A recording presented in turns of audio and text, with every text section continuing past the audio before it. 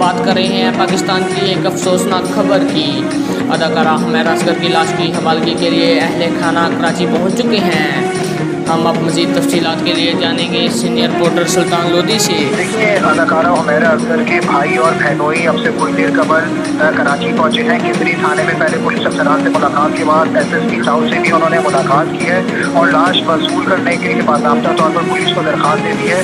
کھزری police کی جانب سے ان کو درخواست لیٹر جاری کیا جائے گا، جس کے بعد چیف اسد خانے سے لاش لے کے ہمراہ ابتدائی طور پر گھر والوں نے بتایا کہ تفصیل کے لیے لاش لاہور ہی لے کر جائیں گے۔ اس کا مطلب اہل خانہ کا کہنا ہے کہ ہم حمیرہ کی میت کو لاہور ہی لے کر جائیں گے۔